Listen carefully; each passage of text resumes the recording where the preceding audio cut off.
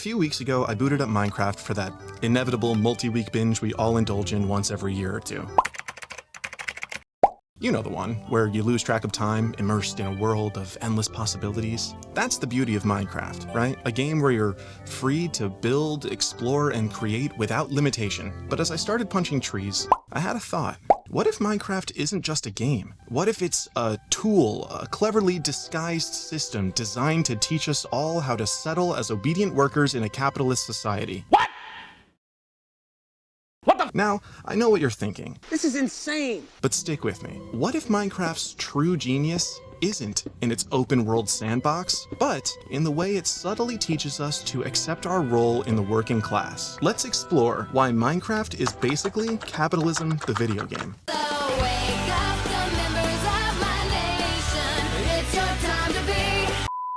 Quick side note.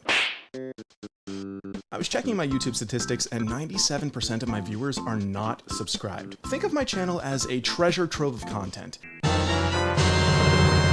It's like finding a chest full of diamonds deep in the mines. But if you don't subscribe, it's like forgetting to write down the coordinates, so you can never find your way back. So subscribe to lock in the coordinates and make sure you can always find your way to my channel. Anyway, back to the video. When you first spawn into Minecraft, the world stretches out before you, seemingly filled with endless possibilities. But before you can even take it all in, the monotony begins. No tools, no shelter, no direction, just you and an unspoken expectation to get to work. Your first task? Assault a tree with your bare hands. Right from spawn, Minecraft tells you, labor or die. You're not a creator here. Before you can even think about building the life you want, you've got to scrape together the bare minimum to survive. Night approaches, so you follow the same day one ritual we all do. With some trees sufficiently punched, you craft basic tools and throw together a dirt hut with the square footage of a studio apartment in Lower Manhattan. Or, if you're an economist, you dig straight down and seal yourself off from the outside world. Bye, have a great time. Congratulations, you're a first-time homeowner.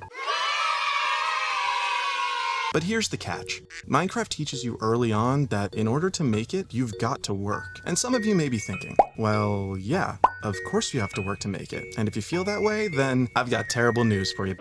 You're knee-deep in a system built on exploitation and oppression. A system that prioritizes the success of the few at the expense of the many. A system that needs you to be blindly subservient in order to function. And the worst part is, you didn't even know. Once you've survived the first night, your dirt hut and wooden tools quickly become obsolete. So you upgrade. You build a slightly more respectable wooden house and craft better tools. It feels like progress. But with every upgrade, Minecraft reveals a darker truth. More space means more maintenance. Better tools means more resources. And the cycle never ends. No. Wait. Wait. But that's a gameplay loop, I hear you say. Sure, it's a gameplay loop, but look closer. What started as a simple existence becomes a never-ending project. You're not building a home, you're building an obligation. Every new addition requires more materials, wood, stone, iron, and the more you build, the more the game demands from you. It's like moving into a new house only to find out it's actually falling apart. You get tools to fix it up, but then you need more space for all those tools. And before you know it, you're trapped in a renovation nightmare. Suddenly, your Minecraft dream becomes Minecraft Extreme Makeover. Each new tool does feel like an achievement, a sign of progress. But trust me, it comes with strings attached. That shiny new pickaxe?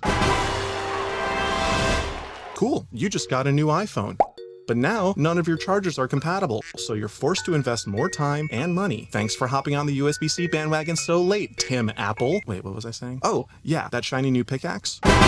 Sorry, I'll stop now. Now, you need to mine even more resources just to maintain it. Minecraft conditions you to believe that every step forward means more work, more investment. The tools required for you to succeed become just another drain on your resources. It's like getting a job at McDonald's only to be forced to use your first paycheck to buy your own uniform. I have to pay to work? Seriously, what the frick, guys? Nothing gets easier. Sure, you have access to more items, but that just means more time spent gathering them. You're always one step behind, scrambling to collect enough materials to build the next thing, only to realize that each new addition brings more work. Minecraft normalizes this cycle, conditioning you to accept it as the natural order of things, preparing you for real life. We live in a system designed to keep us perpetually busy, always working toward the next upgrade that only comes with more responsibilities. Minecraft trains you to accept that this is just how things are. This is the nature of progress. Every upgrade requires more labor, more time, more investment. The game prepares you for the workforce by teaching you that each step forward requires an even deeper commitment to the system. It conditions you to accept the idea that progress is always one step away. Even when you think you've found stability,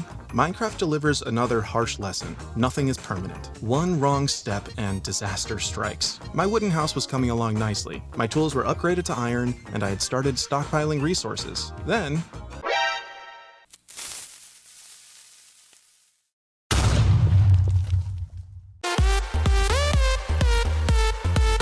a creeper obliterated half of my hard work in an instant. Creeper? It's basically the aging plumbing in your charming studio apartment. 1 minute, you're relaxing, and the next, a pipe bursts, flooding your floor and destroying your stuff. I hope you are insured. Maybe you fall into lava and lose all your gear. Maybe a raid wipes out your village, or maybe you live in Florida, where homeowners insurance isn't even an option anymore. Everything you've worked for can vanish in seconds. Minecraft doesn't just teach you to accept setbacks, it teaches you that setbacks are normal. You work, you lose, and you're expected to get back to work, often without any additional support. Lift yourself up by your bootstraps. Am I right? The game conditions you to believe that this is just how life works. You're given no assistance. You're trained to see these losses as inevitable and to start over without question. No matter how far back you're set, you're conditioned to work harder rather than question why the system is designed to keep you in this endless cycle. At some point you realize that doing everything yourself just isn't sustainable. So after hours of monotonous labor and rebuilding, Minecraft presents you with a solution to the endless grind. Imagination. Exploitation. Why mine your own diamonds when you can have a loyal underclass do it for you? Enter villager farms and trading halls. It's basically a baby factory where villagers are bred to fill specific roles and forced into the workforce as soon as they're grown. Huh? It's like how billionaires push for higher birth rates. Gotta keep the future workforce coming. The villagers, they're trapped in tiny cubicles, staring blankly at workstations, performing the same tasks over and over with no chance of moving up the ladder. Minecraft teaches you that the key to success isn't just hard work, it's getting someone else to do it for you. Minecraft trains you to embrace this model, dressing it up as efficiency. Exploiting others becomes the smartest path to success. Just like in real life, the wealthy justify worker exploitation as smart business. Why enchant your own books when you can have somebody else's pixelated offspring do it for you? Before you know it, you're running your own little empire with your villagers crammed into workstations like they're stuck in the worst open office plan ever conceived. You think you've outsmarted the system. You're a genius entrepreneur. But the reality is, you've just swapped your grind into someone else's hands. The real cost? Totally invisible to you. Or maybe you choose not to see it. After all, your villagers are quietly toiling away, crafting weapons and collecting emeralds while you sit back and reap the rewards. With this, Minecraft doesn't just condition you to accept exploitation, it trains you to run it. You're not just a cog in the machine, you're the one making the cogs turn, keeping your digital workforce in check so you can get what you want without lifting a finger. It's like playing corporate overlord, except with blocks and trading halls instead of cubicles and boardrooms. Minecraft prepares you for a world where the workforce is organized by efficiency and exploitation. It gets you comfortable with the idea that to get ahead, someone else has to work harder so you don't have to. The real lesson? If you want to be rich, make sure someone else is poor. Minecraft's resource system reflects real-world wealth disparity. The richer you are, the easier it is to accumulate even more wealth, while the gap between the rich and the poor only widens. Imagine finding diamonds with only a stone pickaxe in hand. You've got the advantage of discovering wealth first, but you can't mine it. By the time you come back with an iron pickaxe, some player in full diamond armor has already scooped them up. No, God! No, God, please, no! No! No! No!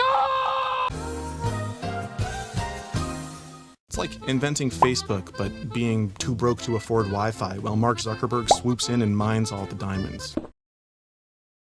In Minecraft, the rich get richer, and the poor are left scrambling for scraps. The game teaches you to accept this as normal, just another reason to work harder. But what's the real goal here? Why are you working so hard? Mining, hoarding resources, and exploiting every system the game offers. To win? To be free? Well, in Minecraft, it's the end.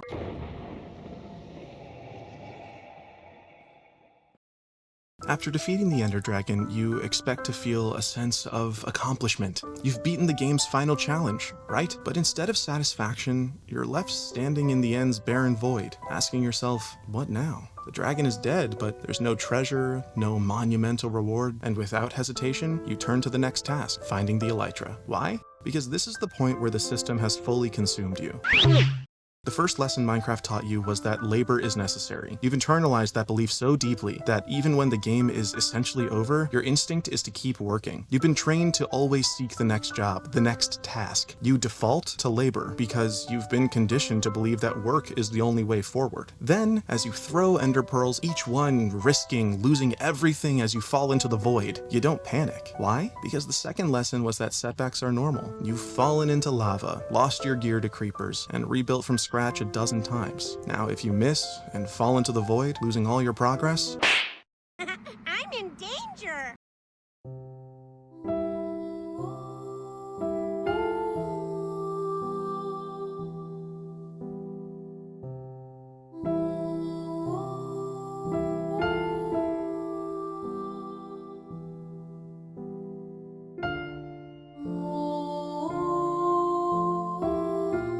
barely flinch. Minecraft has taught you that you don't question the system, you just start over and keep grinding.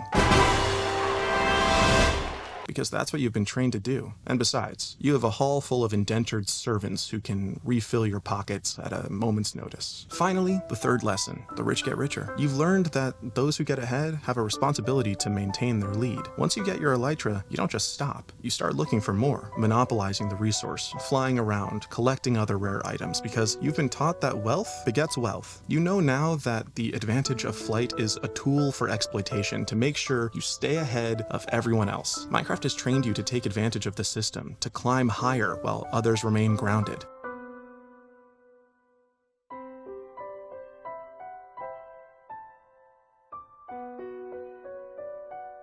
They ask you how you are, you just have to say that you're fine when you're not really fine, but you just can't get into it because they would never understand. This is the moment everything Minecraft has taught you comes together. You've been covertly groomed to perpetuate the system. Labor is second nature, setbacks are expected, and wealth disparity is just another rule of the game. You've been trained not to just participate in this cycle, but to reinforce it.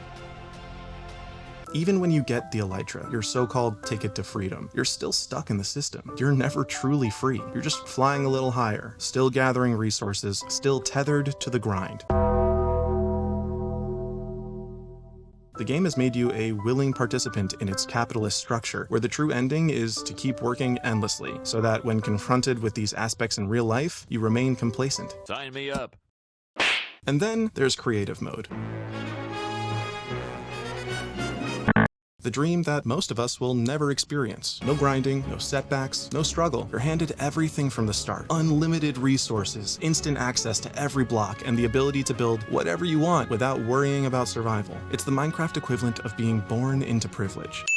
While the rest of us in survival mode are grinding for every block, every resource, creative mode players are soaring high, immune to the endless labor and monotony. Why would they need elytra when they've already been given the power to fly? They watch from above as the rest of us toil away, our lives consumed by the grind. Minecraft conditions you to accept this as normal. It trains you to believe that through enough hard work and labor, you'll eventually reach the same heights as those in creative mode. It dangles the dream of privilege, of wealth, of freedom, just close enough to keep you grinding. But just like in real life, the system is rigged. The truth is, you're never going to reach creative mode. You're always going to be stuck in survival, toiling away, while a select few float above. And maybe, just maybe, that's what Minecraft has been teaching you all along.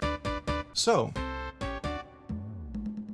what if Minecraft really were a tool of indoctrination? What if it's been training us all along, preparing us for a life where we're told that the grind is normal, that exploitation is just a part of progress, and that freedom is always just one more promotion, or one more elytra, away? It's a funny thought, but maybe there's something to it after all. The children do yearn for the mines. Now, a quick disclaimer. Do I actually believe Minecraft is a tool of indoctrination specifically designed to train us for a life of complacency in a system designed to oppress the masses, funnel all the wealth and power to a chosen few, create a society where we're conditioned from day one to believe that hard work, relentless grinding, and the constant pursuit of material goods is the only path to success, while the rich continue to hoard resources, exploit labor, and lounge in their creative mode diamond palaces without ever having to punch a single tree or worry about creepers destroying their carefully curated mansions, leaving the rest of us to scramble for scraps, endlessly rebuilding, endlessly toiling, all while dreaming of a freedom we'll never actually achieve because the system was never designed to let us win in the first place? No, of course not. It's a game. Plus, creative mode is available to everyone, regardless of socioeconomic status, unless you're playing on Hypixel, in which case you probably used your entire college fund to buy yourself privileges. But I do think it's hilarious to view Minecraft through such a dark lens. It's actually kind of weird. Yeah. Anyway, I'm off to return to my capitalism simulation, because I'm not done playing. Once I'm finished though, I'll probably write another essay. See you next time.